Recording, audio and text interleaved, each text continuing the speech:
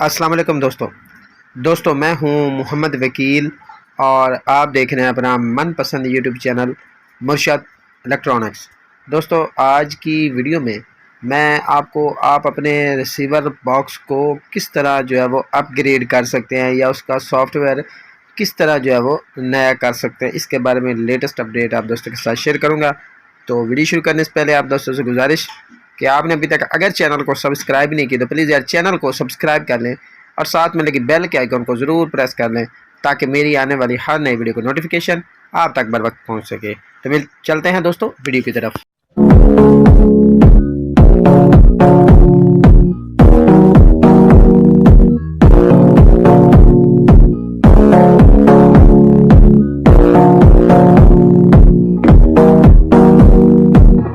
दोस्तों आज की वीडियो में मैं आप दोस्तों के साथ रिसीवर को आप किस तरह अपग्रेड कर सकते हैं, यानी उसका सॉफ्टवेयर किस तरह आप जो है वो अपग्रेड कर सकते हैं, इसके बारे में latest update step by step आप दोस्तों के साथ शेयर करूंगा। आपसे गुजारिश होगी कि वीडियो को एंड तक देख लें ताकि आपको मुकम्मल तौर पर इसकी डिटेल जो है वो मिल सके। दोस्तों सबसे पहले बता दूं मैं आपको, काफ़ी सारे दोस्त जो है वो बार बार मैसेज करके पूछते हैं कि जी हमें बताएं कि हम अपने रिसीवर को अपग्रेड कैसे कर सकते हैं। तो उनकी पुरज़ोर फरमाइश पर मैं आपको स्टेप बाय स्टेप सारी चीज़ें बताता हूं। आप उसे जो है वो ध्यान से जो है वो नोट कर लें, लिख लें या इस वीडियो को सेव कर लें ताकि आप आसानी के साथ अपने रिसीवर को अपग्रेड कर लें। दोस्तों सबसे पहले आपने करना क्या है कि अपने रिसीवर का जो है हार्ड वर्जन वो चेक करना है, ठीक है। ख़ासकर जो भाई सादे रिसीवर इस्तेमाल करते हैं जैसे कि यानी कि बगैर फार के, जिन दोस्तों के पास फार के बॉक्सेस हैं उनको ज़्यादातर अपग्रेड करने की ज़रूरत नहीं होती क्योंकि उनके रिसीवर जो है वो ऑटो अपडेट हो जाते हैं। लेकिन अगर आपके पास दूसरा रिसीवर है तो आपको मैनुअली जो है वो उसमें सॉफ्टवेयर जो है वो अपग्रेड करने के लिए सॉफ्टवेयर को जो है वो डालना पड़ता है। अगर आपके पास दूसरा फायर वगैरह बॉक्स है तो भी आप मैनुअली भी सॉफ्टवेयर को जो है वो अपडेट कर सकते हैं यूएसबी की जगह पर, यूएसबी के ज़रिए। तो सबसे पहले आपने करना क्या है कि आपके पास जो भी रिसीवर बॉक्स है उसका जो भी उसकी कंपनी है उसके ऑफिशियल पेज पे जाना है। वहाँ से आपने उसकी लेटेस्ट जो है अपडेट वो लेनी है। अपडेट लेने के बाद उसको डाउनलोड कर लेना है। जैसे कि मिसाल के तौर पर अली 3510C का जो होता है सॉफ्टवेयर, वो हम कंपनी की ऑफिशियल वेबसाइट से, जो उसकी कंपनी है उसकी ऑफिशियल वेबसाइट से उसको डाउनलोड करें और फिर जो सॉफ्टवेयर आप डाउनलोड कर लेंगे उसको आपने यूएसबी में डाल लेना है, ठीक है जी। यूएसबी में डालने के बाद आपने अपने रिसीवर की यूएसबी की पोर्ट में वो यूएसबी जो है वो लगा देनी है। दोस्तों याद रहे, आपके पास अगर कार्ड है यानी कि मोबाइल कार्ड है तो आप उसमें भी डाल सकते हैं, यूएसबी में भी डाल सकते हैं, ठीक है जी।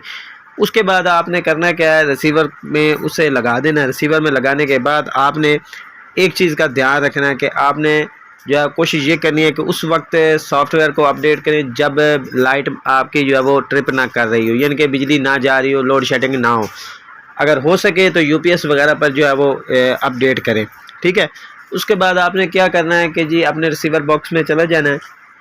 वहाँ पर बाज़ रिसीवर में जो है वो ऑप्शन होता है अपग्रेड बाय यूएसबी और बाज़ में जो है वो अपग्रेड का भी ऑप्शन मौजूद होता है। ये दोनों ऑप्शन मौजूद हो सकते हैं। आपने जो है इनको सेलेक्ट करना है। इनको सेलेक्ट करने के बाद वो आपसे जो है वो आपने आपका कार्ड जो है वो आपके सामने शो हो जाएगा, ठीक है। आपने कार्ड पे ओके करना है और जहाँ पर आपने जो है वो सॉफ्टवेयर रखा था उस सॉफ्टवेयर पर जाकर क्लिक कर देना है, ठीक है जी। आपकी जो पहली जो पट्टी होगी वो पहली पट्टी चलेगी 100% तक, ठीक है। यानी कि वो पहले अगली फ्लैश को जो है वो इरेज कर देगी, ठीक है। नई फाइल जो है वो दोबारा से फिर जो है वो एक से शुरू हो जाएगी, उस पर जो है वो ऐड होना शुरू होगा, यानी कि वो उस पर फ्लैश पर जो है वो सारा डेटा जो है वो कॉपी होने लगेगा। एक बार 100% जाएगा, फिर पट्टी वापस आएगी और फिर 100% पर जाएगी। जब 100% दोबारा 100% पर जाएगी, आपका रिसीवर जो है वो एक बार ऑफ हो जाएगा, फिर दोबारा ऑन हो जाएगा और आपका रिसीवर जो है वो अपग्रेड हो चुका होगा, ठीक है जी। दोस्तों जैसे कि मैंने वीडियो के इब्तिदाई हिस्से में बताया कि आपको एक चीज़ का ध्यान रखना है, आपका कार्ड रीडर जो है वो स्लो ना हो। अगर यूएसबी आपकी है, यूएसबी में और कोई डेटा ना हो, सिर्फ सॉफ्टवेयर हो, इससे आपका सॉफ्टवेयर जल्दी हो जाएगा और इसमें कोई फ़ाइल मिस होने का भी ख़तरा नहीं रहेगा। अगर दौरान सॉफ्टवेयर आपकी कोई भी फ़ाइल मिस हो जाती है तो आपका रिसीवर जो है वो रेड लाइट पर चला जाएगा और फिर आपको किसी भी कस्टमर सर्विसेज के पास जाना पड़ेगा। अगर दौरान सॉफ्टवेयर आपका प्लग जो है वो निकल जाता है या बिजली बंद हो जाती है या आपका स्विच जो है वो स्पार्क कर जाता है तो भी आपका रिसीवर जो है वो रेड लाइट पर चला जाएगा और आपको फिर कस्टमर के सर्विसेज के पास में जो है वो चला जाना पड़ेगा, जिससे आपका जो है वो काम ज़्यादा और बिगड़ भी सकता है।